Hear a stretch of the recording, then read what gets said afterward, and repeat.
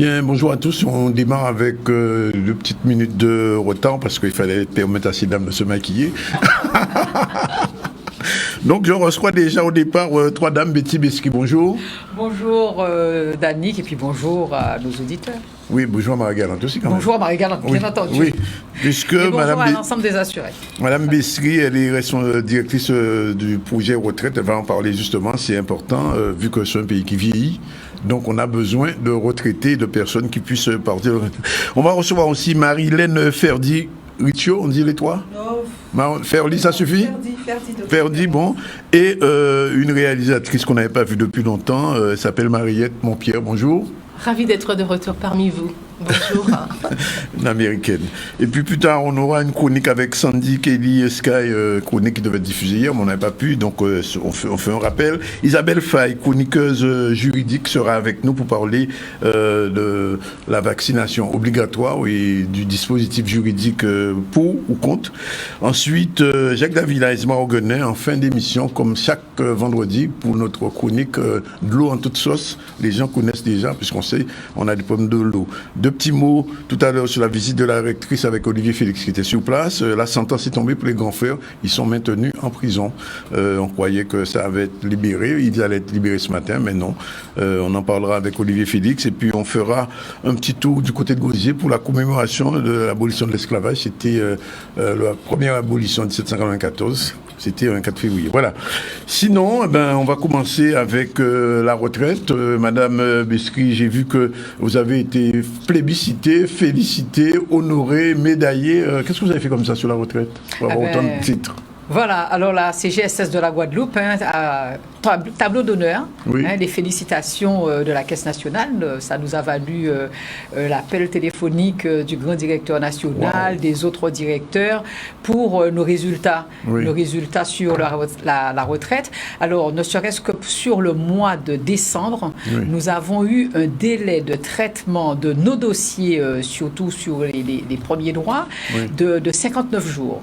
Et c'est un délai qui est le meilleur de toute la France. En moyenne, le délai, c'est quoi? Le délai qu'on nous avait fixé, il était de 75 jours. Ah, d'accord, quand même. Et donc la caisse de la Guadeloupe a été la meilleure de toutes les caisses du réseau.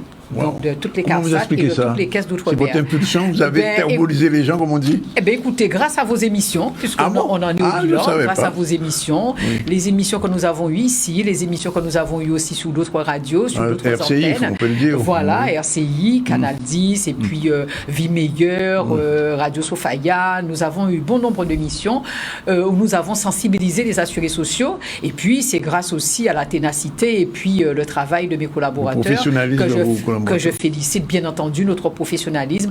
Et c'est vrai. Donc, c'est leur courage aussi qu'il faut féliciter parce qu'ils ont travaillé d'arrache-pied plusieurs samedis durant pour relever le défi qui était de payer en 75 jours. Et puis, finalement, nous avons payé en 59 jours. Donc, plébiscite national au niveau de la Guadeloupe. On ne va pas vous perdre quand même?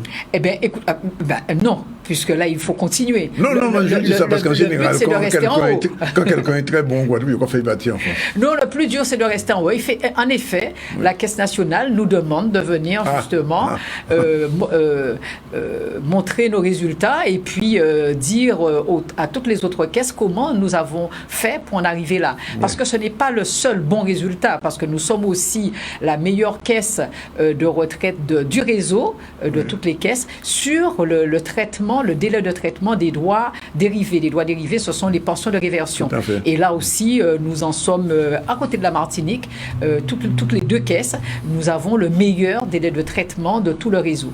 Et il en est de même le 3e classement aussi que nous avons eu pour l'année 2021, c'est sur les réclamations. Vous êtes sur tous les podiums? On est sur tous les podiums, enfin sur ces 3 podiums-là en tout cas, sur les réclamations, parce que nous avons eu aussi un délai de prise en charge, la prise en charge de nos réclamations, dans un délai de 2 jours à 100%. Et le délai qui nous était fixé, il était de 80%. Donc nous avons eu 3 classement honorable pour la Guadeloupe. Et puis, nous en sommes très fiers parce que, quelque part, c'est un autre regard qui est jeté sur les caisses de l'outre-mer. Oui. Parce que, comme vous le savez, généralement, les caisses de l'outre-mer un petit peu loin des standards nationaux. Et là, nous en sommes fiers. Et puis, eux aussi, ils sont fiers. Parce que pour eux, c'est une façon de montrer aux autres caisses nationales que l'outre-mer, malgré les petits moyens, malgré nos difficultés, eh bien, on est arrivé à être avant eux. Et là aussi, c'est une fierté pour les caisses nationales. Et c'est ce qu'ils nous ont dit, en tout cas, lorsqu'ils sont intervenus, non seulement à notre niveau, mais aussi devant l'ensemble du personnel de la retraite lors des vœux de 2022. Alors, est-ce qu'il faut dire que le job est fini? Ah, pas du tout, puisque autant nous avons été bons sur ces indicateurs-là, nous avons quand même des indicateurs sur lesquels nous sommes un peu en retrait et qu'il nous faut améliorer. Et c'est la raison pour laquelle je suis présente aujourd'hui, pour vous présenter les perspectives de 2022. En effet, nous sommes, concernant tout ce qui porte sur le dépôt des dossiers, malgré l'ensemble des émissions radio que nous avons pu faire, nous sommes vraiment en deçà du chiffre. C'est-à-dire qu'on aurait aimé qu'au moins 6 assurés sur 10 puissent déposer leur dossier de retraite 6 mois, minimum 4 mois ou 6 mois avant la date de départ de la retraite. Or, nous n'en sommes qu'à 3 assurés sur 10. Donc, c'est vraiment très peu. Et donc là, ça ne nous permet pas d'avoir le temps de bien reconstruire la carrière de l'assuré et de pouvoir leur donner une satisfaction totale. Mais en fait, Mme Besky, j'ai cru comprendre que beaucoup d'assurés attendent les derniers temps pour le faire. Or, j'ai cru comprendre aussi qu'à partir de 35 ans, il faut commencer à penser à sa retraite. Absolument. Oui. Et c'est ce que nous allons offrir comme service. C'est vrai. Parce que dès lors qu'on a les premiers fiches de paye, quelque part, il faut penser à sa retraite. Et c'est bien la raison pour laquelle nous avons différents dispositifs sur l'assurance-retraite.fr. Lorsque vous ouvrez votre espace retraite, vous avez la possibilité, pratiquement chaque mois, de regarder votre relevé de carrière et de voir exactement quel est votre parcours professionnel. On fait ça en direct. Madame Richaud, vous avez déjà assurance votre espace retraite? Ne mentez pas, ne mentez pas. Parce que j'expliquais à Maria, je me suis dit non, il faut que je prenne le numéro de Madame Bessery, parce que je n'ai pas encore fait la démarche. Et Dani, je ne peux pas mentir sur mon âge. Non, j'ai rien dit d'autre. J'ai simplement fait un test grandeur nature. Bon, je ne pose pas la question à Marie. Voilà. Alors, donc les assurés surtout qui ont 5 ans de plus, 5 ans avant l'âge de départ de la retraite, ils auront un dispositif qui s'appelle Mon Agenda Retraite. Donc, vous allez sur votre espace personnel et vous aurez la possibilité de vous inscrire en un clic et chaque année, vous avez un mail que vous recevez ou bien un SMS et qui vous dira exactement toutes les démarches que vous devez accomplir. Mais vous savez, là où nous sommes aussi pas bons, c'est vers vraiment tous les actifs. Les gens qui ne sont pas encore rentrés justement à la retraite comme madame, qui en sont un peu éloignés. Et c'est la raison pour laquelle nous allons beaucoup travailler avec les chefs d'entreprise, tous les acteurs, les chefs d'entreprise, surtout les chefs d'entreprise qui étaient au RSI avant, puisque nous avons intégré le RSI. Donc, toutes les chefs d'entreprise, toutes les collectivités, toutes les communes, nous allons parcourir non seulement la Guadeloupe au niveau des communes, au niveau des collectivités, de manière à les avoir comme partenaires pour pouvoir sensibiliser les assurés sociaux, aller vers les assurés sociaux. Et nous irons aussi dans toutes les entreprises qui font appel à nous et toutes les collectivités qui font à nous, de manière à effectivement aussi assurer des réunions collectives dans les entreprises, mais aussi voir chaque salarié individuellement pour son compte retraite. Alors là, c'est quelque chose d'extrêmement important parce que nous allons aussi, nous apercevons, suite à une étude qui a été faite, que beaucoup d'assurés, 27% d'assurés, c'est 27 assurés sur 100, c'est énorme pour l'ensemble des régimes, 27% d'assurés n'ont pas liquidé un de leurs droits de retraite. Et c'est la raison pour laquelle nous allons adresser un courrier à l'ensemble des assurés qui sont nés en 1945. Vous vous rendez compte? Des assurés qui ont 77 ans aujourd'hui, qui n'ont pas demandé, qui n'ont pas fait liquider un de leurs droits de retraite. C'est-à-dire qu'ils ont... Alors, il y en a environ 21% dans les 27% qui n'ont pas du tout demandé, qui n'ont pas du tout fait demander un droit de retraite. Oui. Donc, on suppose qu'ils sont en situation de non-recours à leurs droits. Généralement, quand on est en non-recours à un droit, donc on est en non-recours aussi aux soins, parce que vous ne pouvez pas avoir, vous n'avez pas, vous avez une ressource très faible, certainement. Et vous avez d'autres assurés qui ont demandé, qui ont fait liquider un droit, mais partiellement. Ça veut dire qu'ils ont cotisé à plusieurs régimes et ils n'ont demandé leur retraite que dans un seul régime. Et c'est la raison pour laquelle... Il y a une perte, en fait. Hein. Il y a, mais totalement. C'est autant d'argent qui n'est pas injecté dans l'économie de la Guadeloupe, de toutes les façons. Et c'est la raison pour laquelle nous allons, avec l'ensemble des acteurs que j'ai cités tout à l'heure, nous allons entreprendre, je veux dire, cette action vers les assurés nés en 1945. Mais aussi, nous apercevons qu'il y a un grand nombre d'assurés qui auraient pu bénéficier de l'ASPA, de l'allocation de solidarité pour personnes âgées, et qui n'en bénéficient pas. En Guadeloupe particulièrement, nous avons 612 assurés, vers lesquels qui seront appelés par mes services, par les services de la Caisse générale de sécurité sociale, pour justement essayer de comprendre quelle est la raison pour laquelle ces personnes n'ont jamais fait appel à l'ASPA. Alors, je pose la question, est-ce que le fait que vous êtes passé en numérique aussi, en digital, n'a pas freiné les gens qui ont plus de 60 ans, qui ne sont pas très habitués au système numérique? Oui, certainement. Et c'est bien la raison pour laquelle nous essayons de comprendre par l'enquête que nous ferons, par les appels téléphoniques que nous ferons à ces assurés, nous essaierons de comprendre la raison pour laquelle ils n'ont pas fait cette démarche-là, ce qui nous permettra de rectifier. Et surtout, ce qui nous permettra aussi de leur dire quel est le bon canal vers lequel se diriger. Parce que quoi qu'il en soit, lorsqu'on n'a pas d'ordinateur chez soi, lorsqu'on ne peut pas faire cette démarche électronique, en dématérialisé, on peut être accompagné par nos services, mais on peut être accompagné aussi dans les communes, on peut être accompagné aussi dans les maisons France Service qui s'ouvrent de plus en plus pour pouvoir permettre justement un accompagnement des assurés. Des fois, c'est vraiment la méconnaissance non seulement du droit, mais aussi la méconnaissance des acteurs qui sont autour de vous et qui peuvent vous accompagner dans vers le recours à votre droit. Donc, ce sera notre priorité de cette année 2022. Et donc, c'est la raison pour laquelle nous irons vers, comme je vous disais, aussi bien les collectivités, les communes, les entreprises et toutes les organisations professionnelles qui entourent les entreprises.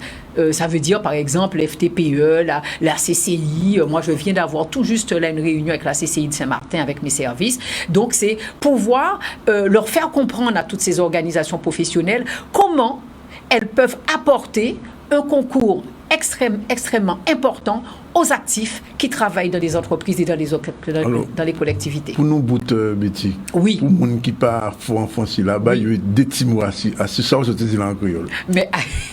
Mais absolument. Alors, voilà. Donc, ça nous a dit, c'est que nous vînes à rencontre à autres, puisque c'est important, parce que nous avons observé que les plus souvent, c'est ils n'ont pas qu'à venir vers nous. Et à un moment là, ça, et à un moment là, ça, c'est nous qui venons vers les autres.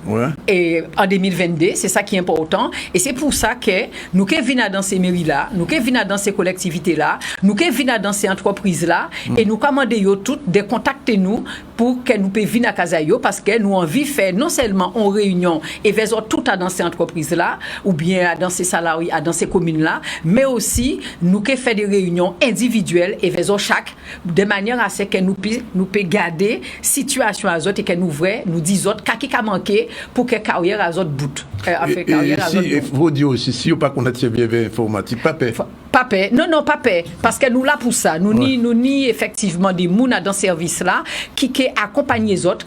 Alors, OKP fait justement un nouveau service qu'il a. Et OKP prend soit un rendez-vous physique, soit ils pour un rendez-vous téléphonique, ou bien soit effectivement, s'ils avaient vraiment si ordinateur à autres, ils peuvent voir et ils peuvent montrer photo à sa zone. Voilà, mais Betty, merci d'être venu avec autant d'énergie, dire tout cela.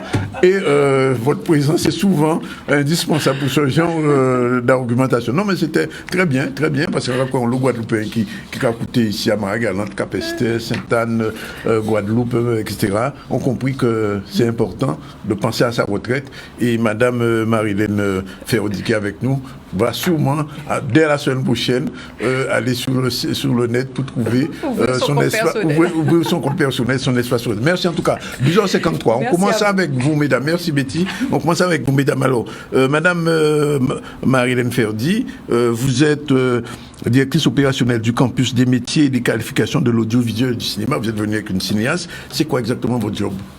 Alors, c'est quoi mon job? Donc, depuis 2019, on m'a proposé de relancer le campus et de pouvoir le mettre sur les rails. Donc déjà, on va commencer par expliquer ce que c'est qu'un campus. Oui, bien sûr. Donc déjà, c'est un label. Donc les premiers labels campus ont été créés en 2014. Donc ils ont pour vocation de pouvoir identifier, donc ils vont mettre en réseau tous les partenaires de la formation. Donc ça va de la formation universitaire, la formation initiale, donc les lycées professionnels, mais aussi la formation continue et professionnelle. Oui. Et tout ce beau monde devra être en lien aussi avec les acteurs économiques et institutionnels. L'objectif de ce réseau, c'est bien sûr de pouvoir identifier les besoins en compétences dans une filière, puisqu'à l'origine, quand une collectivité territoriale et une académie décide d'ouvrir un label, donc de candidater, puisque c'est une candidature, pour un label campus des métiers et des qualifications, c'est qu'ils envisagent de pouvoir développer la filière. Donc en 2017, c'était le label a ouvert ses portes et le but il était celui-là, c'est de pouvoir développer la filière, étudier les besoins et développer, mais en synergie avec le monde économique ainsi que les établissements de formation. Alors, vous en êtes où en ce moment? Entre-temps, Madame Camus est arrivée, bonjour, mieux vaut tard que jamais, et elle est auteure, elle est scénariste sur le cinéma audiovisuel et candidate à l'incubateur. Alors, vous en êtes où aujourd'hui, ce campus? Comment ça fonctionne concrètement? Alors, on en est où aujourd'hui? Donc, déjà, on a un deuxième bureau, donc il faut savoir que le siège du campus est au lycée de Pointe-Noire, le président du campus est aussi le proviseur du lycée de Pointe-Noire, et il est président de notre comité de pilotage. Donc c'est M. Michel Romuald. Oui, tout à fait. Aujourd'hui, nous avons un portail en ligne, puisque l'objectif, c'était de pouvoir apporter une réponse à tous nos acteurs, donc à tous nos publics, sur toutes les informations qui concernent l'audiovisuel et cinéma, donc tant en termes de métiers, donc on a une cartographie des métiers, mais aussi sur la cartographie des formations sur le territoire, des partenaires aussi à l'international, des moyens de financement, mais aussi sur l'actualité cinématographique. Vous travaillez avec l'UIT de Saint-Claude aussi? Tout à fait, tout à fait. Donc l'Université des Antilles est partie prenante, donc fait partie des pilotes du campus, puisqu'il y a deux grands pilotes du campus, c'est l'Académie et la région. Et l'Université des Antilles est représentée par l'IUT de la Guadeloupe, donc avec sa directrice, Madame Guylaine Aurore. Alors, dites-moi pourquoi vous êtes venu avec ces deux personnes, Madame Montpierre, qu'on connaît un peu beaucoup passionnément, et Madame Camus, qu'on découvre. Pourquoi elles sont là? Alors, pourquoi elles sont là? Parce qu'on lance le deuxième appel à projet de notre incubateur. Oui. Et elles font partie, donc on a eu 5 lauréats, et donc que des femmes. Hein. Oui, et parmi c'est ces bizarre 5, ça. Hein? Non, c'est pas bizarre. 3 alors femmes, pourquoi c'est pas bizarre? Parce que, alors je vais vous expliquer pourquoi c'est pas bizarre. Donc on a établi un diagnostic du territoire. Oui. Et qu'est-ce qu'on a constaté? C'est que les femmes sont surreprésentées dans cette filière. Ah. Alors, il y a des indicateurs. Oui. Regardons un peu les festivals. Qui ont créé ces festivals? Des femmes. Je sais. Voilà. Et alors, puis, Mariette, on va lui donner la parole. Alors, Mariette, vous avez candidaté, c'est ça? Oui, j'ai candidaté avec plaisir et j'ai été sélectionnée avec un projet de série que je porte déjà depuis un petit moment, qui s'appelle Caribbean Girl NYC, une Guadeloupéenne à New York, aussi nouvellement baptisée Isabelle à New York. Isabelle à New York. Oui, voilà. Et c'est un projet que je porte donc depuis un petit moment, mais je n'avais pas encore trouvé l'écriture et le soutien qu'il fallait en écriture, et l'incubateur m'a permis... Vous avez trouvé un script éditeur? En la personne du... comment s'appelait le formateur? Paul White. Mais c'est l'incubateur organisé par le campus audiovisuel qui a organisé tout ça et qui nous a donné en fait une plateforme, un endroit ou réécrire mes scénarios, mes épisodes, parce qu'évidemment, je les avais déjà écrits, réécrits. Oui. Mais là, je crois que c'est l'écriture un petit peu finale. Alors. Oui, voilà. Mais en fait, quand on est réalisatrice, on est toujours à l'école. On apprend tout le temps. Il faut toujours rester en contact avec l'évolution de la technologie. Et il faut se remettre en question. Moi, je me suis remise en question. J'ai commencé par faire du long métrage. D'ailleurs, je vous ai apporté... Non, mais une question. Si vous aviez à faire ce film, vous ne l'auriez plus fait de la même manière? Ah non, pas du tout. Non, voilà, non. Ce film, je l'ai fait à une certaine époque, il y a déjà 10 ans. Maintenant, j'ai beaucoup appris, je suis plus expérimentée. J'ai fait des ateliers d'écriture, j'ai fait l'incubateur. Et puis bon, c'est une autre époque, je ferai différemment. Bien sûr. Mieux. Oui, alors, Magali Camus, je pose la même question. Vous avez été sélectionnée aussi avec un projet? Oui, j'ai déposé un projet de série policière, c'est un thriller. Oui. Et, combien d'épisodes à peu près pour vous, votre série? Pardon? Combien d'épisodes pour votre série? Combien d'épisodes? Oui. 8 fois 45 minutes. Et moi, c'est 12 fois 26 minutes. Et c'est une comédie dramatique. Et vous, c'est quoi comme thématique? Un thriller policier. Un thriller policier. Et ça se passe où? En Guadeloupe. Ça se passe en Guadeloupe? Oui. Oui. Et durant la période cyclonique. Ah oui, c'est très bien. Ça s'appelle comment, le nom? Pardon? Le nom, c'est quoi exactement, le nom de votre série? La série, c'est quoi exactement? Son titre. Ah, excusez-moi, j'ai pas pris. Le titre de ma série, c'est Le Cri endormi. Le Cri endormi. Voilà. Oui, très beau, très beau. Alors, madame... moi, je voulais préciser que ma série se passe en Guadeloupe et à New York. Et à New York, bien sûr, Isabelle à New York. Mais en Guadeloupe aussi, et beaucoup même. Beaucoup même en Guadeloupe. Oui, en fait, c'est des synergies entre New York et alors, une fois que ces projets sont, j'ai envie de dire adoubés, enfin, valorisés, adaptés à... qu'est-ce qui va se passer concrètement? C'est Mme Marilène qui va répondre ou c'est les deux? Non, elles peuvent répondre elles-mêmes, elles sont libres. Alors, Marie, oui. Je veux bien commencer, après Marielle vont me rejoindre. Oui. Alors c'est vrai que l'incubateur, ça a été vraiment un moteur, ça a été une impulsion pour nos projets. On a pu finaliser, avoir une grande avancée on a appris beaucoup sur la pratique professionnelle. Oui. Et maintenant, on est accompagné pour savoir dans quelle direction, quelles sont les lignes éditoriales, où on peut proposer nos projets. Et ça nous a permis de créer un réseau, par exemple Mariette. Et donc, on avance petit à petit. Ça prend un peu de temps, mais on avance. Oui, en fait, être dans l'incubateur, c'est juste un commencement. Moi, dans mon cas, j'ai déjà mes producteurs et un diffuseur aussi. Donc, pour moi, c'est cheminer avec mes collaboratrices et avec Madame Ferdi, et qui peut nous accompagner parce que il y a tant de choses à faire. Une fois qu'on a écrit, il faut développer et aussi apporter notre éclairage sur les autres qui vont venir après nous et leur transmettre ce que nous avons appris aussi. Madame Ferdi, la région a un système de financement, d'accompagnement des projets cinématographiques. Est-ce que votre incubateur est en liaison avec la région ou bien c'est deux choses différentes? Alors la région est pilote du campus, donc elle siège au sein de notre campus, donc au même titre que l'université et l'académie. Et donc chaque année nous proposons un programme et qui est voté, donc l'incubateur a été proposé. Donc c'est dans ce cadre de ce projet. Nous sommes à notre deuxième appel à projet. Et je tiens aussi à dire que tous nos projets sont portés en collectif, donc toujours avec les professionnels, puisque l'incubateur, c'est une idée, un projet que nous avons développé avec des professionnels, tant sur le plan local que national. D'accord. Donc, on est à notre deuxième appel à projet. On a un peu tiré les leçons, puisqu'on s'est rendu compte que pour ce deuxième appel à projet, donc elle va être très surprise d'entendre ça, on ne va pas forcément demander d'avoir des projets très avancés. Donc, voilà, très avancés.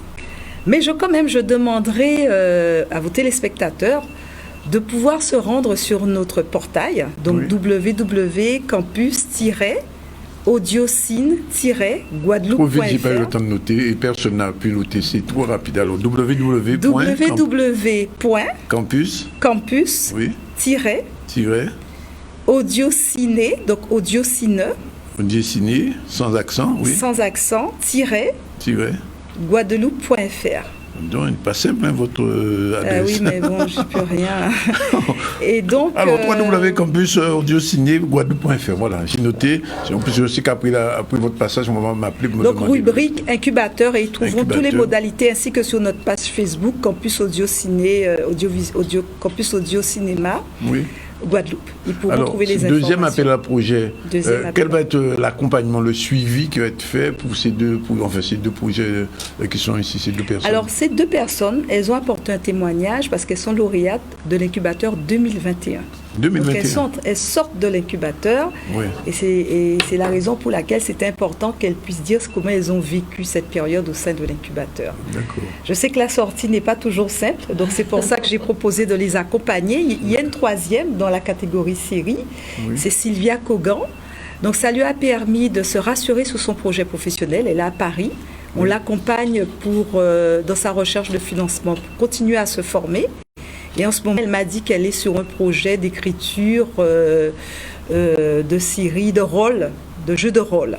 D'accord. Alors, madame, avant de vous quitter, que je vous pose quand même la question, le prochain appel à projet, ce sera quand?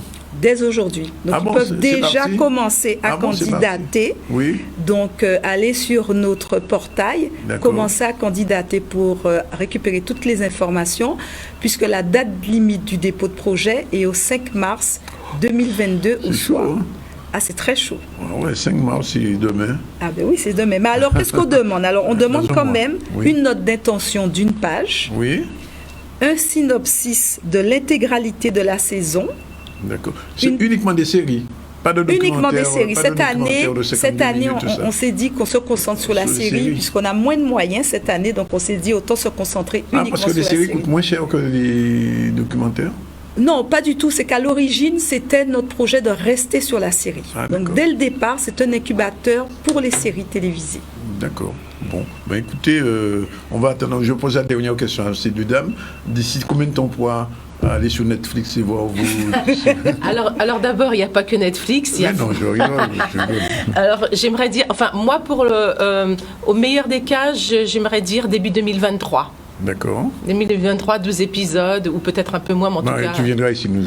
Absolument, mais avec plaisir. Et entre-temps, je vais faire un appel à un casting, parce que je recherche des Guadeloupéens et des Guadeloupéennes, enfin des Caraïbéens talentueux, qui ont envie de jouer naturellement, qui sont naturellement doués, ou qui sont déjà des acteurs, et qui, si possible, parlent anglais. Ce n'est pas obligatoire, mais c'est mieux. Et donc, on peut m'envoyer des propositions à mariettemontpierre@gmail.com. D'accord. Des CV ou des liens. mariettemontpierre@gmail.com. Et madame, d'ici combien de temps on pourra voir votre produit, votre série à Guadeloupe Première, par exemple? Ou à Canal+. Canal+ Outre-mer. Je continue l'accompagnement sur la série. Il y a des pistes qui sont assez bons, on va dire. Et donc, j'espère rapidement qu'elle puisse démarrer. On va dire courant 2023 quand même. Aussi. Bon, s'il y a un Cannes en 2023 ou le Festival de Venise, on va vous envoyer. Merci mesdames en toute façon d'être venues. Merci madame, madame Ferdi. Oh là là, mais je voulais aussi saluer madame Ferdi qui est une battante qui se bat pour nous, mais au quotidien. Elle fait vraiment un travail extraordinaire. Donc on est vraiment content d'avoir... Et j'ajoute que je lui ai demandé de venir il y a peut-être 2 ou 3 mois. Il m'a dit non, tant que les choses ne sont pas bien enclenchées, je ne viendrai pas sur le plateau. Et là, elle est venue. Bon, en tout cas, merci d'être venue. Merci. Et c'est pas la dernière fois, non? Non, parce que n'oubliez pas qu'on est en pleine campagne de Parcoursup. Oui. On fait un travail d'information sur les métiers. Oui. Et il y a un certain nombre de formations, de centres de formation qui vont émerger. Je pense que en matière de cinéma et audiovisuel, ça serait bien de pouvoir revenir pour pouvoir présenter plus amplement notre portail. Welcome. Voilà, Trésor, cette première pause. Merci. On se retrouve tout à l'heure avec la suite du ZCL et nos autres invités, Isabelle Faye et Jacques Davida. Donc, merci mesdames d'être venues. Merci beaucoup. Voilà, il est 13h14, retour sur le plateau du ZCL. On va recevoir encore une femme, elle s'appelle Mayoui, elle a publié cet ouvrage, on en parle dans un instant. Mais on part tout de suite à l'actualité, puisque vous le savez, les grands frères, on pensait qu'ils allaient être libérés ce matin. malheureusement, le système colonial et judiciaire a décidé autrement. Reportage d'Olivier Félix. Je suis déçue parce que j'ai bien l'impression que tout était joué d'avance en réalité. Nous avons donné des arguments, de bons arguments, que ce soit sur le fond que sur la détention, sur les raisons qui font que la présence de nos clients en détention n'est pas justifiée.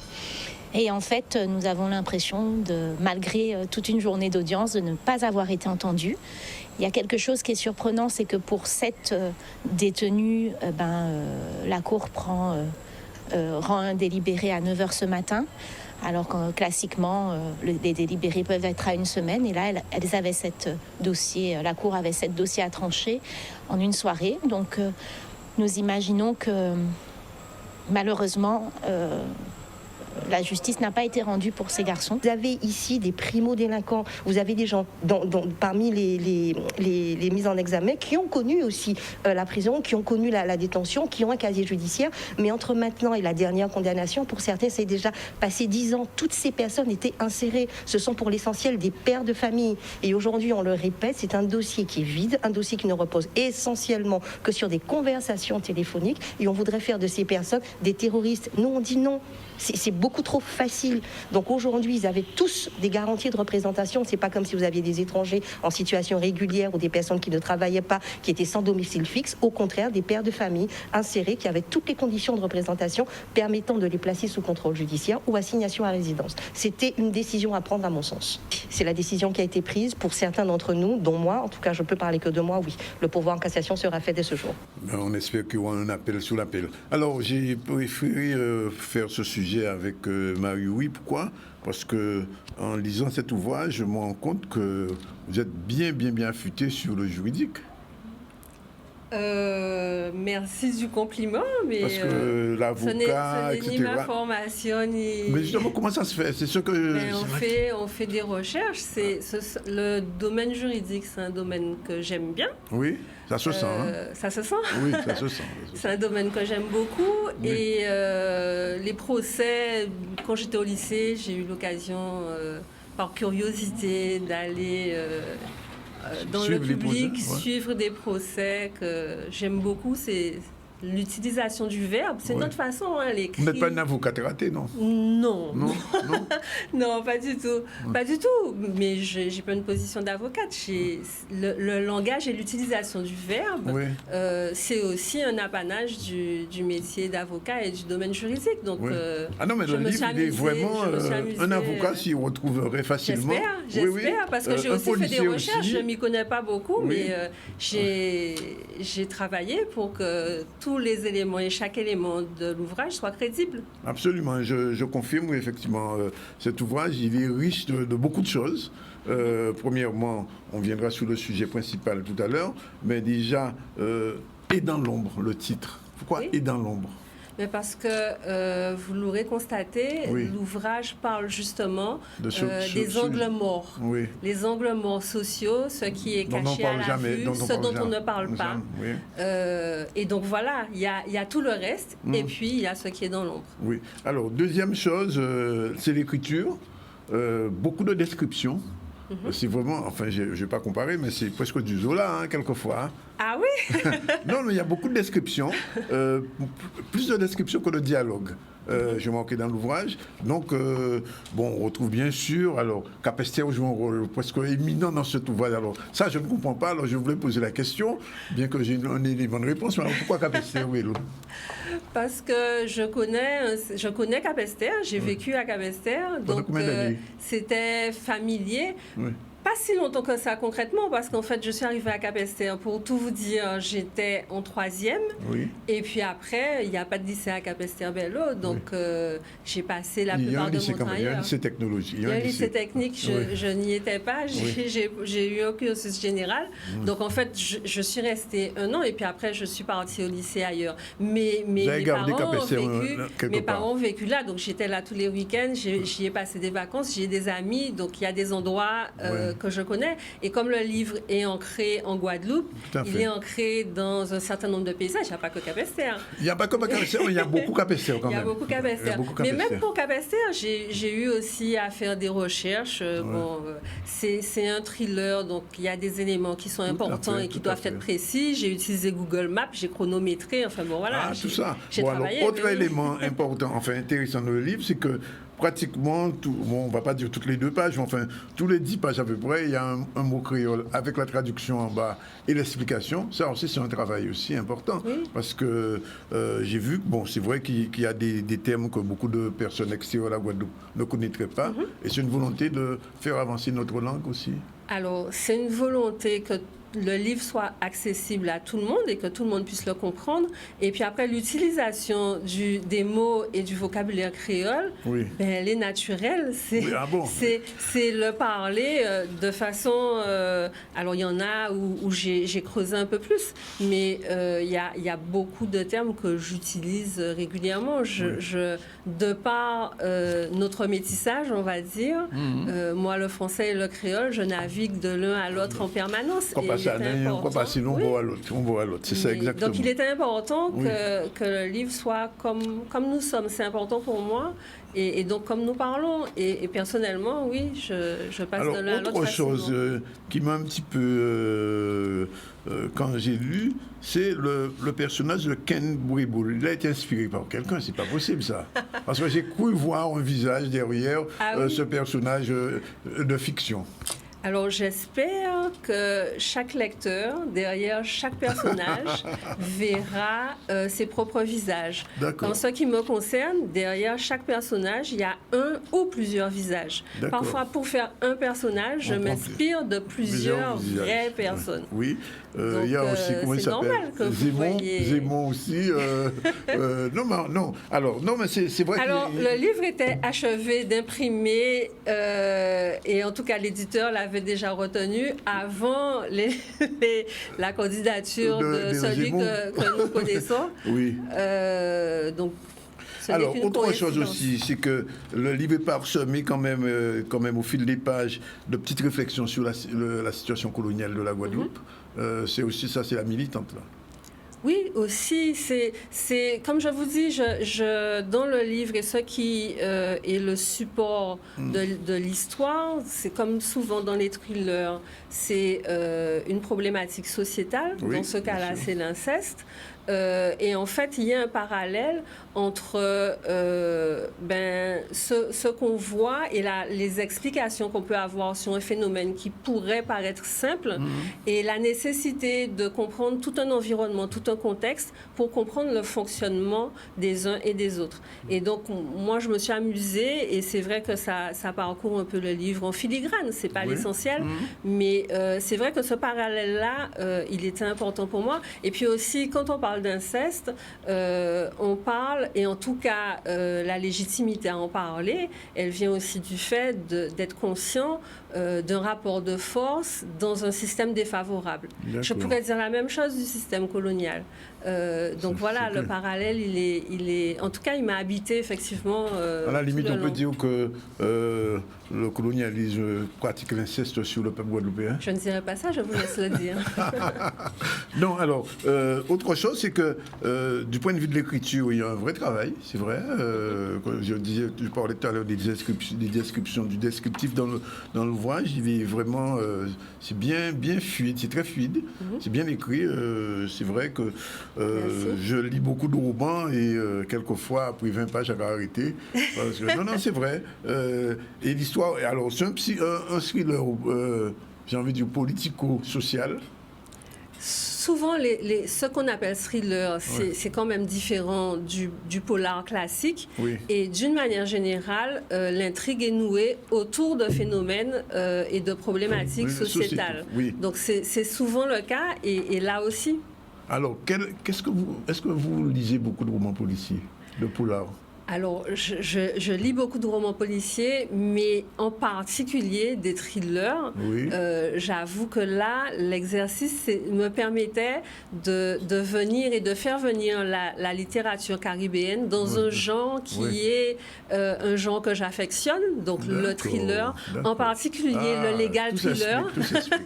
Donc, en particulier le legal thriller, ce ne sont pas beaucoup de polars français, ce sont beaucoup de thrillers américains, Harlan Coben, Lisa Garner, enfin bon, voilà, ce sont des auteurs que j'aime beaucoup. Et on est souvent sur ce genre de...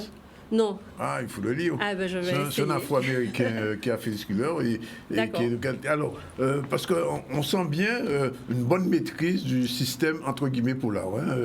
J'aime ce genre de livre. J'en lis beaucoup, je les dévore. Donc, c'est vrai que ce n'est pas une maîtrise travaillée, c'est la maîtrise de la lectrice. Oui, de la lectrice et de l'écrivaine aussi, il faut dire. L'écrivaine. J'espère. Alors, autre chose qu'on remarque, c'est que ce bouquin est fait pratiquement comme un feuilleton, comme un film. On me l'a beaucoup dit, c'est pratiquement, on a l'impression que c'est un scénario. C'est pas fait exprès. C'est pas fait exprès. Les lecteurs me le disent beaucoup. Oui. J'ai eu beaucoup de remontées. On va là, on revient, on repart, on revient. Ça, oui. Les allers-retours. Les allers-retours. Non, mais ça, du point de vue du style, c'est intéressant. Et ça donne du dynamisme au bouquin parce qu'il n'est pas linéaire. C'est pas un bouquin linéaire. Non. À la limite, j'ai envie de dire, on peut commencer par la fin, remonter, revenir, aller. Pas complètement, mais c'est vrai qu'on peut articuler les chapitres de façon différente. Oui. Et ça aussi, alors, c'est votre deuxième ouvrage? C'est le deuxième roman publié, oui. Ça appelle une suite. On me dit ça aussi. Alors pareil, je ne l'ai pas écrit avec d'emblée l'idée d'en faire une suite, mais c'est vrai que dans un certain nombre de thrillers, par exemple Harlan Coben que j'aime beaucoup, il y a des personnages qui reviennent, pas obligatoirement une suite, mais n'empêche des histoires différentes avec les mêmes personnages. J'avoue qu'il y a dans ce roman-là certains que j'aime bien, et puis finalement, comme on me suscite l'idée, peut-être que je sais avec lesquels je continuerai. J'ai comme l'impression. Pour la prochaine fois. Comment les noms ont été choisis? Au hasard comme ça? C'est venu comme ça? Alors, il y a un travail de recherche sur les noms? C'est un mélange, c'est les deux. Parlant, dans un premier temps... Maricel... Oui, c'est un mélange. Alors, dans un premier temps, il y a ce qui vient, et puis après, je réfléchis à deux choses. Je réfléchis à comment ça sonne, parce qu'en réalité, j'écris, alors je lis pas à voix haute, j'aime pas ça, mais par contre, je lis dans ma tête, donc j'entends les sonorités, j'aime beaucoup la poésie, donc je pense que ça, voilà. Donc, parce que j'entends comment ça résonne, comment ça rime ou pas. Donc, avec les noms, j'écoutais la sonorité. Et puis après, il y a aussi des questions de sens. Quand quelqu'un vient de Bretagne ou d'ailleurs, mais on ne donne pas le même nom quand je veux que ce soit la campagne profonde ou la modernité ou pas. Voilà. J'ai bien aimé le petit paragraphe sur l'amant bleu de Bretagne, Guadaël. Le nom s'est choisi. Et par contre, alors, juste un petit passage que je voudrais quand même. Samantha X expliquait doucement des années d'errance, de malaise et de profonde souffrance. Elle conclut portant sur une note positive lorsqu'elle décrivit sa renaissance grâce après une thérapie innovante qui faisait le lien entre le complexe d'Oedipe et le syndrome de Stockholm. Et je continue, et les situations que l'on pourrait considérer comme des viols par des ascendants manipulateurs. Comment vous arrivez à ce type de, j'ai envie de dire, de projection sur un personnage? Parce que c'est dit au début que c'est des situations quelquefois réelles, c'est ça? C'est un mélange parce que nécessairement quand on écrit, on s'inspire de ce qu'on connaît, de son environnement, et puis il y a aussi des choses qu'on romance. Donc c'est nécessairement un mélange. Comme je vous disais, dans un personnage, parfois il y a plusieurs personnes, en tout cas en visualisation, donc c'est un mélange. Donc de situations connues, de situations qui sont... expliquer. Et puis, je l'ai dit, de recherche aussi. Vous avez parlé de l'aspect légal, policier, vous avez parlé de l'aspect juridique, mais j'ai aussi travaillé sur le psychologique. Et j'ai aussi, parfois, pour écrire un mot ou pour dire une phrase, j'ai lu une thèse. Carrément. Pour savoir exactement... Parce que les personnages, effectivement, j'ai envie de dire, ils sont lourds, hein, ces personnages-là. Oui, mais ils ne sont pas là comme ça. Hein. On est sur un sujet qui nécessitait de le prendre au sérieux. C'est un roman, c'est du thriller parce que j'aime le thriller, mais n'empêche que c'est un sujet éminemment sérieux. Très sérieux et très sociétal en tout cas ce roman, et je peux que le conseiller à tout le monde qui ne l'ont pas encore lu. Il y a des signatures prévues? Alors, demain samedi, je serai au Café Papier. Bien. Oui, ça tombe bien. Dans le cadre du club de lecture Black Lives Matter. Donc, on va en profiter pour discuter avec, justement, échanger avec des lecteurs. Ça va être intéressant. Avec July, exactement. Et puis, le 19 février, au Moule, à Pointe-Lyon. À Pointe-Lyon, voilà. Toujours. D'accord, on est au Grand Terre. En tout cas, Dans l'ombre, c'est un bon roman qui se lit facilement. Et c'est peut-être un futur film. Les dames qui étaient là, qui sont des cinéastes, si vous les approchez, je suis sûr que ça va les intéresser. Et il y a beaucoup de documentaristes guadeloupéens qui manquent quelquefois d'inspiration. Peut-être que ce roman-là... Tant mieux, qui sait. Ce roman-là. En tout cas, je le conseille à nos téléspectateurs. Il est 13h19. Merci en tout cas d'être venu, Mayuri. Et puis au prochain livre. Au prochain, oui, avec plaisir. Voilà, c'est fait. À tout de suite.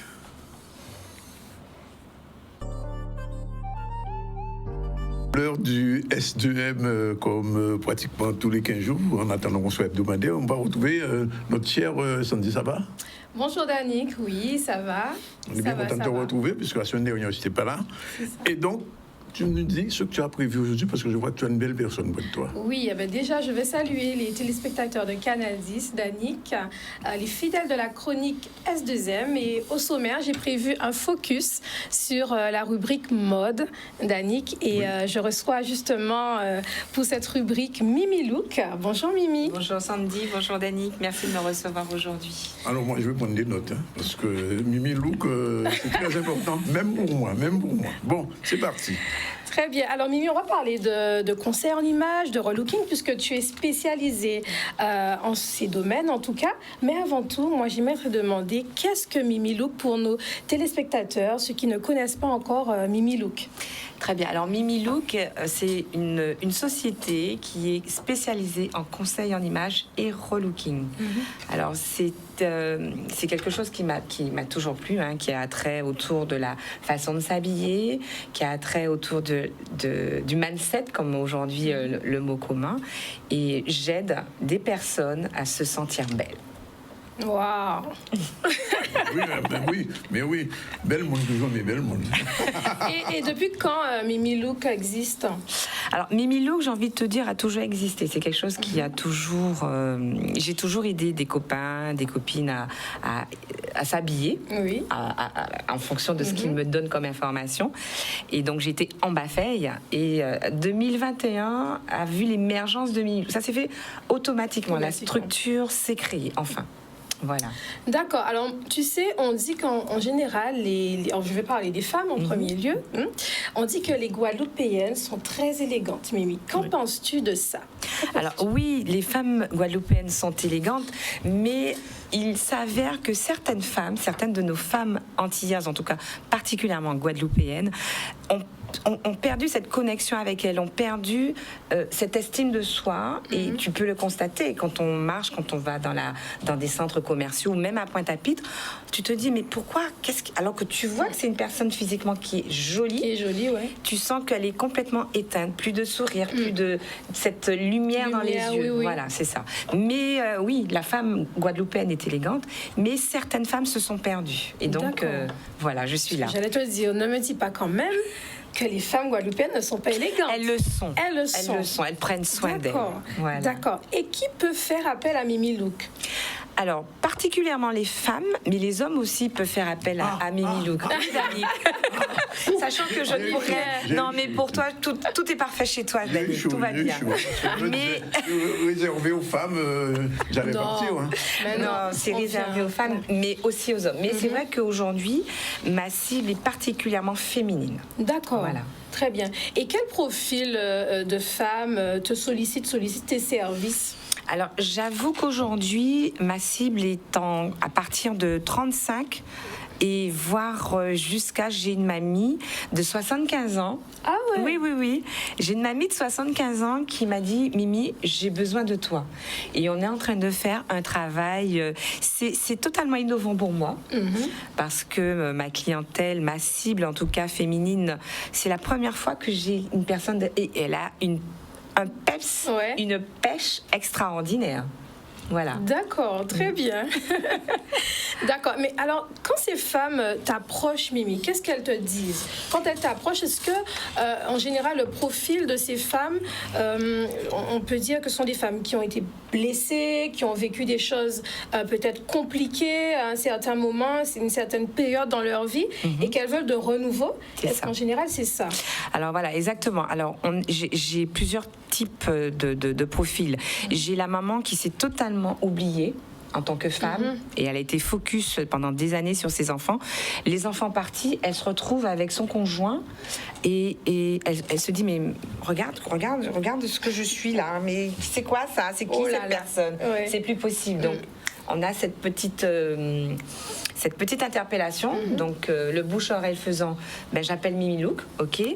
J'ai la femme d'affaires. J'ai la femme d'affaires, chef d'entreprise, qui est tellement focus sur son entreprise, sur la gestion de son même si elle a des rendez-vous, même si voilà, elle se dit mais finalement je pourrais peut-être faire autre chose. Qu'est-ce que tu peux... Donc curiosité. Qu'est-ce que tu peux m'apporter que je ne sais pas? Voilà. Et puis j'ai la cible de la femme qui a subi une petite période qui va lui permettre de se reconnecter avec elle, c'est-à-dire un cancer, c'est-à-dire une maladie, et qui décide, par exemple, qui a perdu ses cheveux. Alors la personne a perdu ses cheveux. Pourquoi elle a perdu ses cheveux? Je m'occupe d'elle de la tête aux pieds jusqu'au petit doigt de pied. Voilà.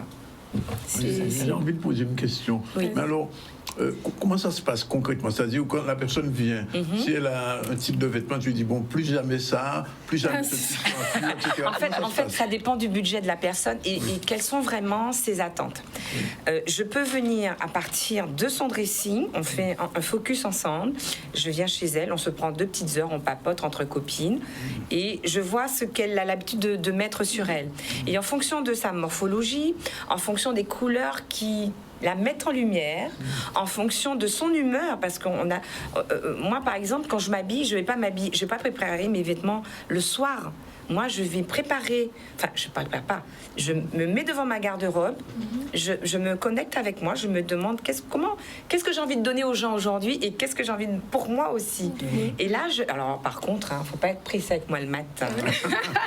Attention, pareil, je peux faire un défilé pour moi toute seule. Ah oui. Ça, je aussi. Et donc, je vais chez la personne et ensemble, nous déterminons ce qui pourrait mieux la valoriser, mieux l'aider à se sentir bien dans sa peau. D'accord. Voilà. Ça, alors, je tiens à dire aussi que je fais aussi du relooking en groupe. D'accord. En fonction du budget, je fais des groupes de 4 personnes. Alors, 4 personnes, suivant là aussi la morphologie et les attentes. Très bien. Voilà, ce n'est pas un relooking individuel, mais c'est vraiment un relooking de groupe, mais qui peut correspondre à ces 4 personnes, parce que leur morphologie, la couleur de leur peau va parler à l'ensemble de ce groupe. D'accord. Voilà. Mais alors moi, je me suis quand même toujours posé la question, Mimi, est-ce qu'il y a des paramètres que tu prends en compte, puisqu'on dit que les goûts et les couleurs sont propres à chacun d'entre nous. Est-ce qu'il y a des standards ou alors c'est du cas par cas en fonction de... Alors par exemple, si je pars sur le relooking en groupe, comme je te dis, je vais prendre plutôt des gens qui ont la même morphologie et la même attente. Je ne vais pas par exemple mettre ensemble une chef d'entreprise qui veut pouvoir briller lors d'un entretien, par exemple, elle doit pitcher pour un groupe de personnes. Je ne vais pas prendre cette chef d'entreprise et la mettre, par exemple, avec une jeune femme qui a 50 ans, mais qui a besoin de se mettre en avant pour récupérer, pour avoir un job, pour une nouvelle fonction. On lui donne de nouvelles fonctions. Son premier jour, elle a besoin d'assurance, elle a besoin de montrer. Donc, tu vois, je ne pourrais pas mélanger ces attentes-là. Tu vois? D'accord. Voilà. Très bien. Bon, mais Danick nous regarde là, ça dit, mais et les hommes dans tout ça? Et les hommes? Non, mais j'avais une question. Qu'est-ce qui est important dans le relooking? C'est le maquillage, le vêtement, la coiffure, ou bien c'est tout l'ensemble? Par quoi tu commences en général? Alors, moi, ce qui est important, il faut que cette personne soit en harmonie avec le fait de vouloir se relooker. Oui. Parce que les informations que cette personne va recevoir, il faut qu'elle soit prête à les entendre. Oui. On a pu s'habiller pendant des années avec un certain style, une certaine forme, et finalement se rendre compte que pendant toutes ces années, en fait, tu ne t'es pas mis en valeur. Voilà. Et ça, il faut être prêt à l'entendre. Ensuite, c'est un ensemble de choses. La personne aura juste besoin d'apprendre à se maquiller. La personne aura besoin juste d'apprendre à se coiffer. La personne aura juste besoin d'apprendre à sourire aussi. Voilà. Il nous reste 2 minutes. Très bien. Est-ce que tu as une anecdote à nous raconter? Je sais pas, quelque chose qui pourrait nous faire frissonner. Alors, très rapidement, c'est que c'est très souvent quand je vais donc faire du shopping avec mes amis, c'est même plus des clientes aujourd'hui, c'est mes amis, c'est vraiment une journée entre filles, c'est que systématiquement, mes amis vont refaire ce geste d'acheter quelque chose qui ne leur vont pas. Je dis, mais qu'est-ce que vous faites? It's not possible. C'est fini, ça c'était avant. Aujourd'hui, c'est maintenant. Oui, on y va. Elle reste figée. Ouais, mais il faut que le déclic se fasse. Voilà. Et le déclic, est-ce qu'elles ont ce déclic à un moment? Ah oui, mais après, elles m'envoient des photos. Je me dis, mais... C'est parti pour le shooting. Ah oui, mais c'est incroyable. La transformation est merveilleuse. Très bien. En tout cas, c'était une très belle mise en bouche, Mimi. Je te remercie. Merci Sandy, merci beaucoup. Ils en contact quand même, parce qu'il y a souvent des gens Bien sûr. En tout cas, pour vos relookings, vos conseils en images, moi, je vous recommande Mimi Look. Donc, vous pouvez la contacter uniquement via WhatsApp avec le nom et le prénom Mimi au 06 90 75 54 23. Et je vous la recommande puisque au-delà de son œil avisé, c'est également une très belle personne. Merci à vous. Donc voilà, en tout cas, c'était Sandy pour la chronique S2M. Retrouvez l'ensemble de l'actualité de la chronique via les différents réseaux sociaux, Facebook, Instagram, Sandy Kelly officiel. Et je vous dis à jeudi prochain. Voilà. Merci en tout cas d'être venu. Merci à Sandy. Merci. On va se relooker avec Mimi. On va se relooker, là, on y va. Merci. Bye bye. Au revoir.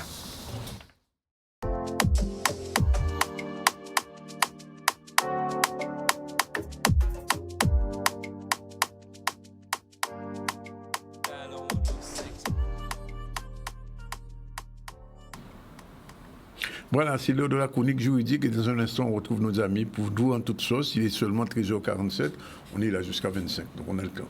Madame, tout de suite, bonjour Isabelle. Bonjour Danick. Tout à l'heure, il y a Madame Mariette Montpierre qui m'a dit qu'il va faire une série qui va s'appeler Isabelle à New York. On a pensé à vous. Bref, générique, c'est parti.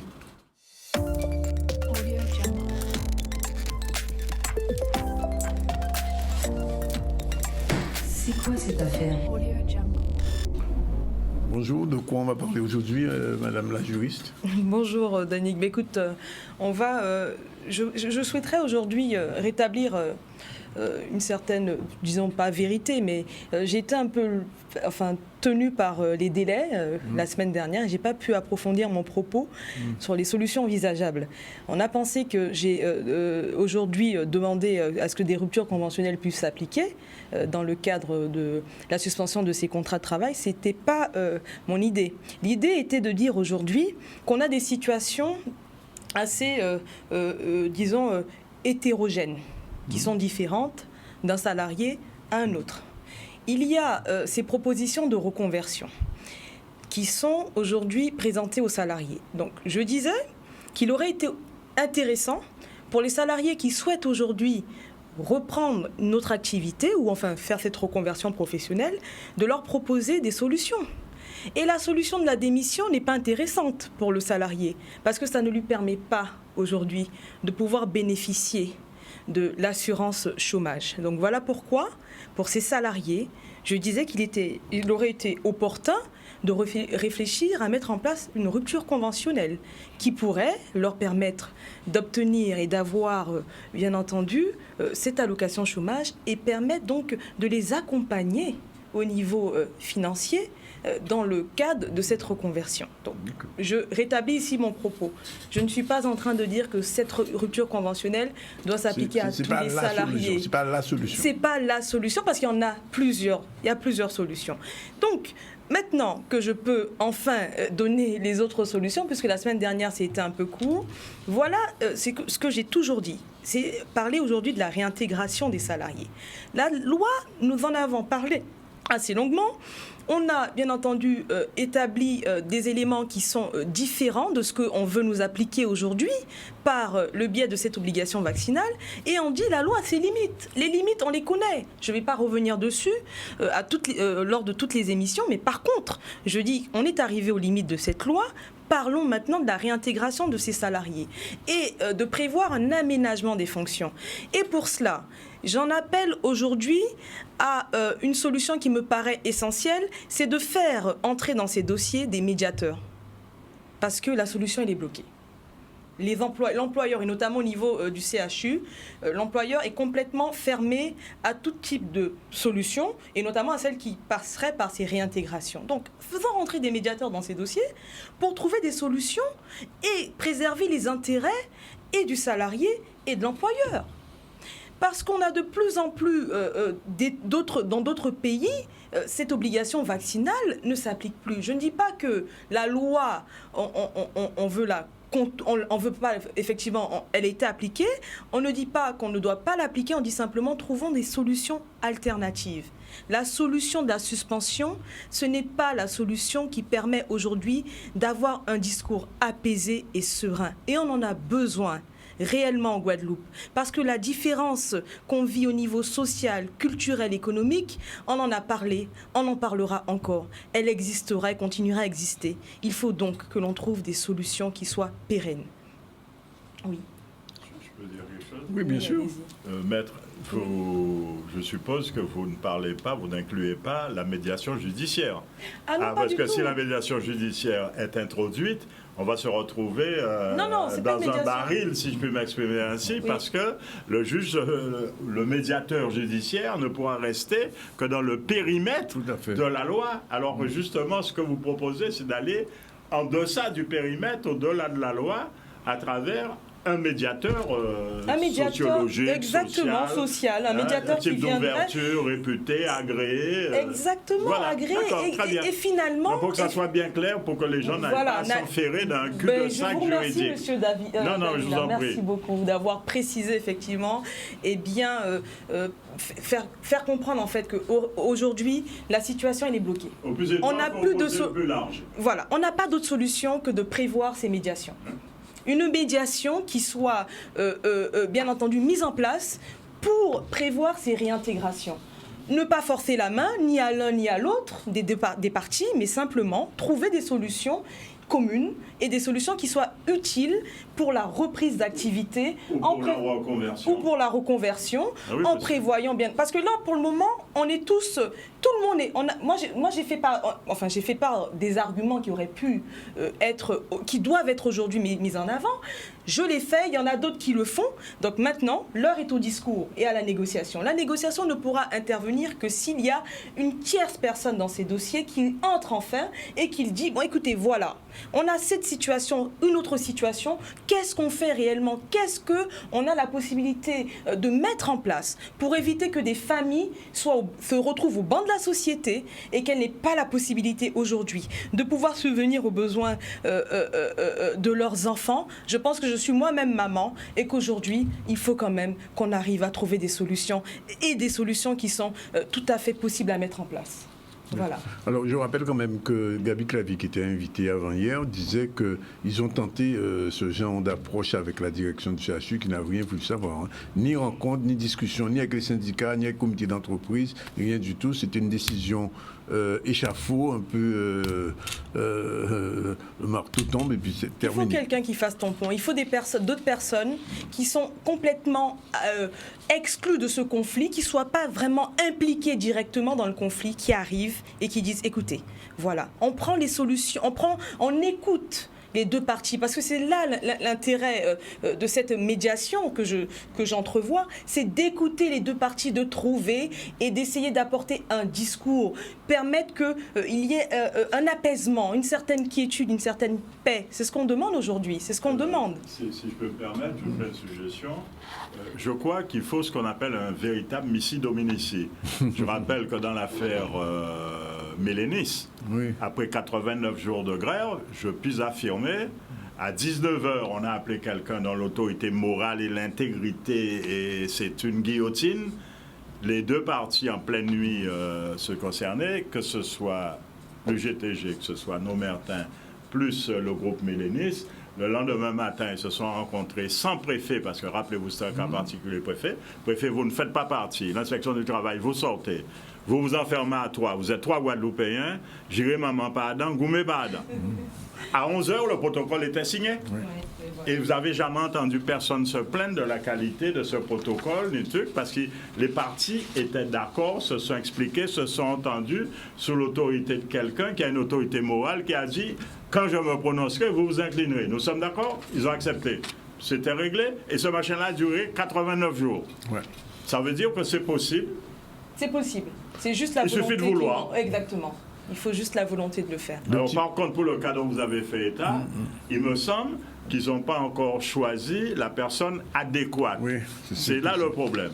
D'accord. Ils la trouveront, de toutes les façons. Ils la trouveront. Il suffit juste, bien entendu... il faut dire que la personne veuille. Il faudrait que la personne veuille et surtout que cette personne se donne à 100% et ait étudié justement ces dossiers depuis un certain nombre de temps. C'est-à-dire rentrer dans les dossiers. Il ne faut pas venir en ayant des convictions. Moi, j'en ai pas. Ici, je n'ai jamais ni pris parti pour l'employeur, ni pris parti pour le salarié. J'ai été neutre, j'ai regardé une loi, je l'ai interprétée, j'ai trouvé des choses pour lesquelles, en tout cas aujourd'hui, on pourrait se poser des questions, parce qu'on a cette question aussi finalement de vie privée du salarié qui ressort. Parce que la loi, finalement, vient en opposition à des règles en vigueur. Le respect de la vie privée du salarié. Par cette obligation vaccinale, on enfreint cette liberté à la vie privée.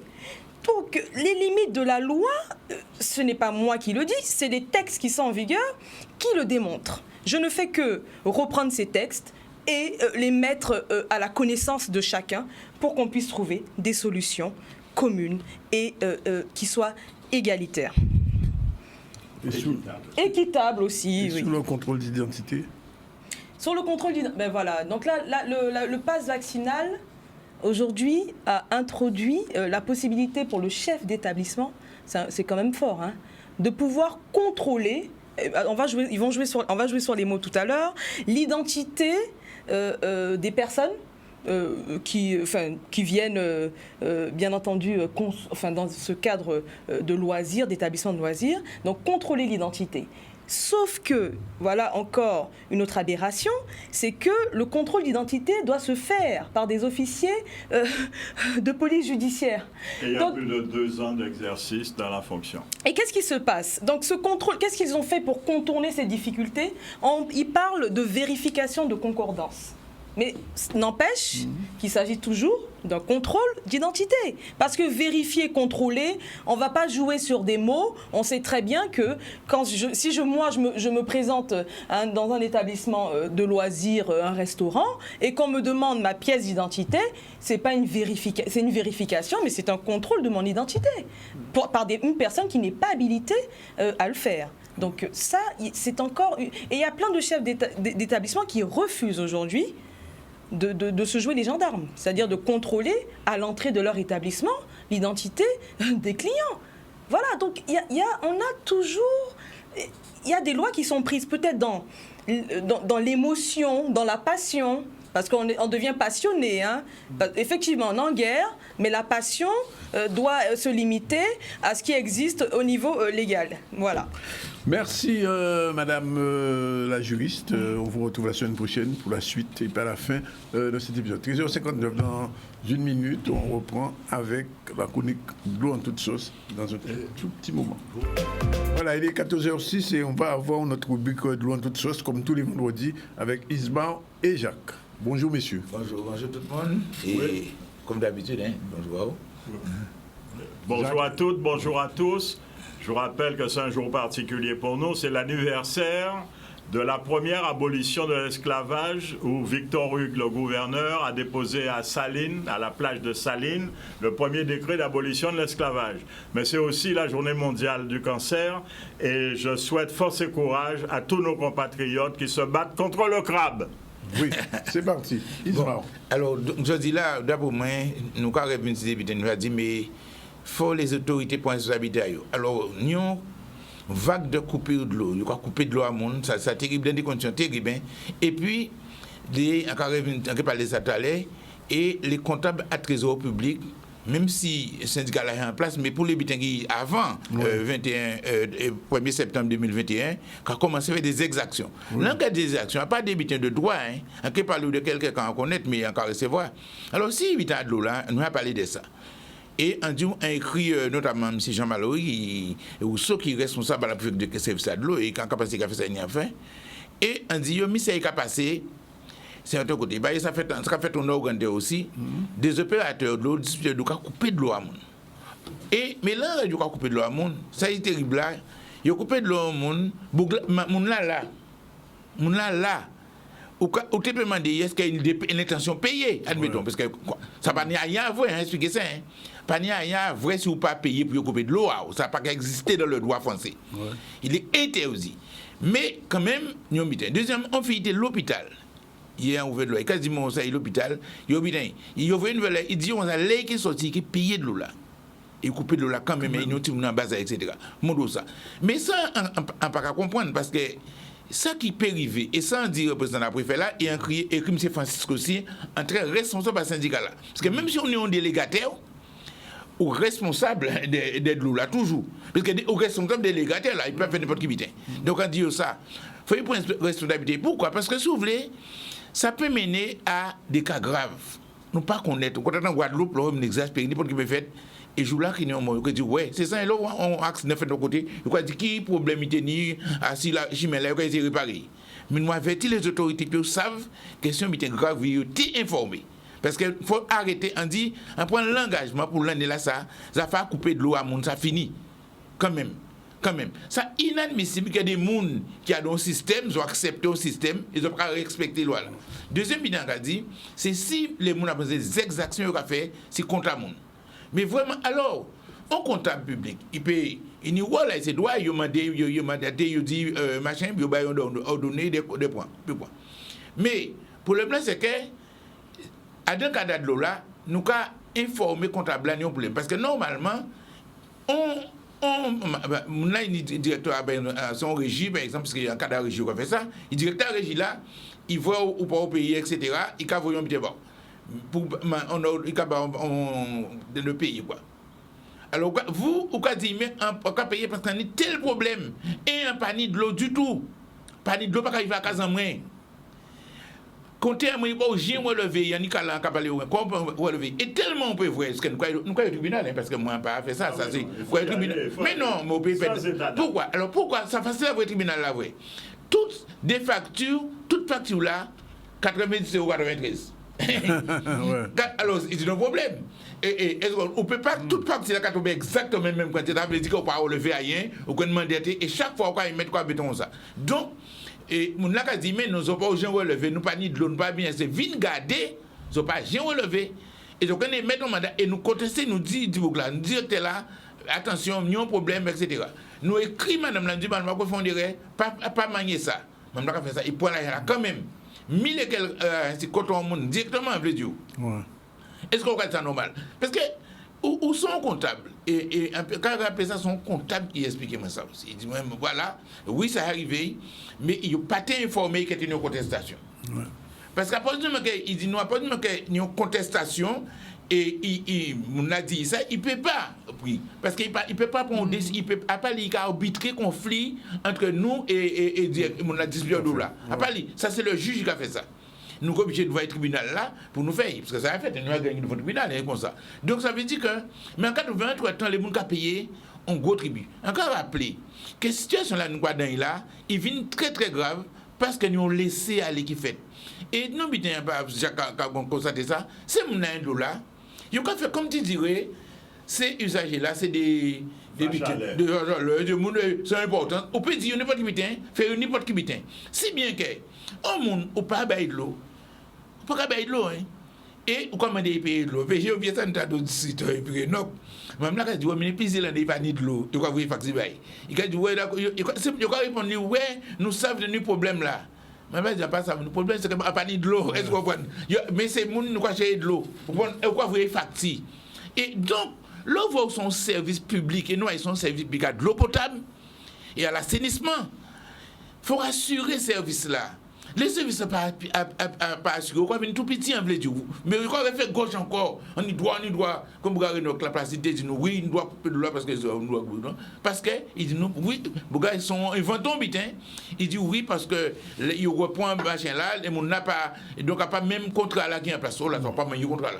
Pas comme un droit, on pas un droit. C'est complètement faux. Donc encore il faut nous sortir dans ça, dans le fait que nous l'esprit a couillonné monde, profiter du fait que nous n'a pas connaître. Et encore dit tout le monde qui peut encore payer de l'eau. Mais en Guadeloupe, on pas payer quand on est mal à l'aise. Oui, mais si on peut payer de l'eau, pas ni de l'eau, pas ni pour honte à avoir. Si vous ne pouvez pas payer de l'eau, on ne peut pas brûler de l'eau là comme moi-même ne peut pas brûler. Nous pouvons négocier quand on va payer. Par contre, mais pas dire que ça pas brûler, on ne peut pas brûler de l'eau là, ça, quoi, là. Et il faut payer dans l'intégralité. Donc, nous pouvons essayer de ça. Donc, pas dire pour honte. Parce que c'est mon nez coupé de l'eau là qui doit être honte. Et nous pouvons faire payer ça. Nous pouvons faire payer ça, nous allons au tribunal, nous pouvons faire action de ça, il faut, mais il faut payer. Comment on fait faire mon couper de l'eau payer? Ça, il faut nous arrêter ça, l'année là, ça faut ça finir. Ça. Jacques. Ah oui, je souscris et je partage absolument le point de vue d'Ismar et des autres associations, parce que de plus en plus, on se rend compte qu'il y a une aggravation de la délinquescence des comportements à la fois de ces anciens qui sont passés avec armes bagages, donc les habitudes et les pratiques anciennes qu'ils avaient depuis la Générale des Eaux jusque dans les régies diverses qui se sont constituées, et du 31 août, ils sont passés au 1er septembre, ils sont devenus SMGEAG. Ils croient que ça va changer alors qu'ils reproduisent les mêmes errements. Donc on se retrouve avec des choses ubuesques, abracadabrantesques, si je peux m'exprimer ainsi, où on fait n'importe quoi et l'usager n'a qu'un droit, c'est de dire merci. Ce n'est pas possible et payer. Ce n'est pas une vache à lait, c'est quelqu'un qui mérite respect parce que les usagers ont accepté de créer une nouvelle entité pour qu'on ait ce pourquoi l'on paye, c'est-à-dire de l'eau en quantité et en qualité. Ça veut dire qu'il faut résorber le passif et on s'aperçoit que ces gens ne veulent pas résorber le passif, ils veulent qu'on mette tout sur le tapis, alors que le propre d'avoir créé une nouvelle institution, c'était d'enlever le tapis, de le nettoyer, d'enlever tout ce qu'il y avait dessous. Ça veut dire qu'ils ont reçu des instructions depuis le 30 juillet contresignées du préfet et du DRFIP qu'il fallait toutes les factures obsolètes, les prescriptions et tout. Aujourd'hui, il s'avère que ces gens ont fait des factures insincères. Et j'assume mon dire, si quelqu'un n'est pas content, il n'a pas ramené au tribunal. Et nous allons les mener au tribunal et poursuivre les agents, auteurs et acteurs de ces dysfonctionnements, manquements et irrégularités, car cela ne peut pas continuer. Donc, ça va être une situation qui va réveiller l'hostilité, qui a déjà réveillé l'hostilité de certains usagers, car vous vous doutez bien que si vous voyez le nombre de dysfonctionnements qui se produisent, à Morin particulièrement, à Trois-Rivières, à Gobert, ça veut tout simplement dire l'incapacité des gens en situation de résoudre les problèmes dont ils ont la charge, mais ça veut dire aussi que 2 ou 3 mains de gens qui ont l'habitude de chasser dans la montagne sont passées, et ça vous sont toutes les vannes, parce que qui sait où sont les 44 vannes qui mieux qu'un chasseur qui a l'habitude de passer dans toute la montagne de Guadeloupe, qui connaît les 44 vannes? Aucun directeur territorial, aucun ingénieur, aucun technicien ne connaît où sont les 44 vannes. Moi, je suis un chasseur, je les connais. Et je prends la responsabilité de ce que je dis. Et ça ne fait que commencer. Je rappelle aux gens qu'il y avait été organisé un convoi de la colère. La préfecture avait été bétonnée, toutes les perceptions de Guadeloupe. Alors, si les gens ont envie de réveiller les usagers, ils n'ont qu'à assumer les conséquences de leurs actes. Parce que c'est ça, choisir. Parce que les gens oublient que l'on a été choisir des malheureux de manière sur des comptes insincères qui sont portés facture pour arrêt de compte. Ce n'est pas une facture d'arrêt de compte, il n'y a pas d'indice d'arrêt dessus. Et ensuite, il y a des manquements réglementaires. Les autres factures, ce ne sont pas des factures, ils ont baptisé ça facture d'arrêt de solde. Ce sont des ASAP, ce sont des autorisations de prélèvement qui n'est pas une facture parce que le SIAG est en incapacité d'émettre des factures. Donc, les liquidateurs ont fait un arrangement, c'est l'État qui fait pour eux. Et on se retrouve ayant des SATD, des sections à tiers détendeurs. Ce sont des saisies administratives à tiers détendeurs où le tiers détendeur a obligation de garder pendant 15 jours de vérifier les comptes parce qu'on ne doit pas saisir au-dessus de montant équivalent au RSA qui est la quotité alimentaire. On ne doit pas, c'est-à-dire 562,84 centimes d'euros qu'il faut laisser aux malheureux. On a saisi des remboursements de prescriptions médicales. On a saisi l'aide des handicapés. Comment peut-on demander à quelqu'un qui est handicapé, qui n'a pas reçu, qui a la grève de la poste depuis le 17 décembre, qui n'a pas reçu sa facture, qui n'a pas reçu la relance, qui n'a pas reçu la mise en demeure, on lui fait un ATD et tout le monde a été complice, a transmis. Donc on se retrouve dans une situation où la passion et l'émotion peuvent se greffer sur les colères assoupies de ceux qui avaient fait des barrages l'autre jour. Est-ce qu'on a envie que ça recommence en pire? Il ne faut pas jeter de l'huile sur le feu. Nous pouvons résoudre ça de manière apaisée. Je sais que ce ne sera pas facile parce que des gens racontent tout et n'importe quoi. Il ne faut pas laisser faire n'importe quoi. Il ne faut pas partir dans n'importe quelle direction. Mais nous, représentants d'associations, ne pouvons et ne saurons être complices ni actifs ni passifs d'aucune malveillance à l'égard des usagers. Cette situation ne doit pas perdurer. Il faut que les autorités, les gens en charge, y compris les gens du SMGAG qui vont raconter tout et n'importe quoi dans les médias, on ne doit pas être un pyromane du verbe, parce que le verbe est assassin aussi. Il faut garder raison, il faut que l'on puisse ensemble s'asseoir, échanger. Malheureusement, ce sera au coup par coup et au cas par cas, parce que ce n'est pas parce qu'on a mis un site internet marqué client que les mamies et les papis et les grabataires vont pouvoir résoudre le problème. Donc il faut que nous soyons sérieux, il faut que nous prenions les mesures de concertation pour pouvoir échanger. Sinon, nous ne parlerons jamais le même langage qui est celui de la confrontation avec les réalités de notre territoire.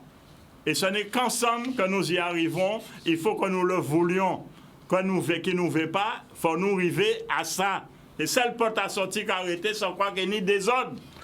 Merci, messieurs. 14h19. On vous remercie. On vous retrouve la semaine prochaine. Et moi, un dernier sujet sur la, justement, Jacques, tu en parlais, la commémoration de l'abolition de l'esclavage. C'était à la ville du Gosier, Maxime Morel. On regarde.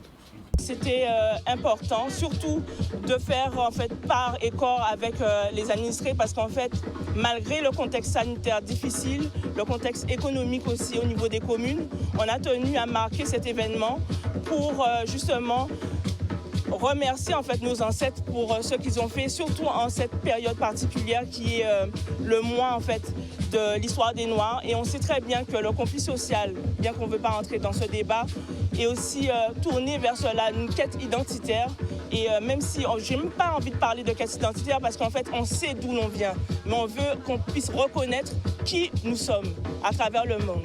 Donc je pense que c'est une action en fait qui parle à tout le monde et c'est pas seulement aujourd'hui, on espère pouvoir pérenniser cette action dans le futur. C'était important pour nous en tout cas de pouvoir être présents On n'aura cesse de le répéter, savoir c'est pouvoir. Et c'est vrai qu'il y a des pans de notre histoire que nous ne connaissons pas.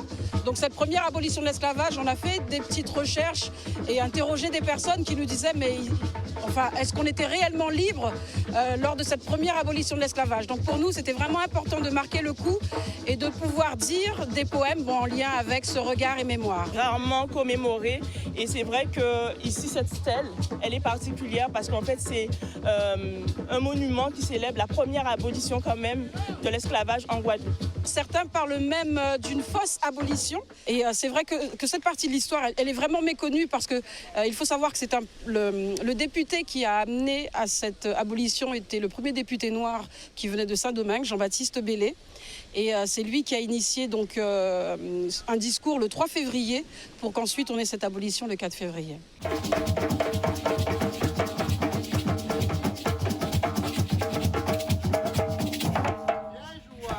Voilà, c'est avec cette commémoration, on va terminer, 14h22. Jacques, on vous remercie d'être venu. C'est toujours un plaisir pour moi. Un plaisir partagé par nos téléspectateurs et par nous-mêmes. Je rappelle très rapidement que ce midi, on a reçu en début Betty Besky qui est venue nous expliquer le processus de la retraite, parce que nous sommes un pays vieillissant malheureusement, et donc il faut elle le disait encore ce matin, dès 35 ans, il faut commencer à penser à prendre la retraite, ne pas attendre l'âge limite, parce qu'il y a beaucoup de retraités qui ne perçoivent pas les sommes conséquentes parce que le travail n'a pas été fait en amont, et donc la CGSS a créé un espace retraite, et on demande à chaque Guadeloupéen aujourd'hui de cliquer sur cet espace retraite et de vérifier un peu ce qui se passe. Sinon, nous avons reçu aussi Marilène Ferdi et Magali Camus et Mariette Montpierre qui sont venus parler du campus cinéma qui est à la fois au pôle de Pointe-Noire,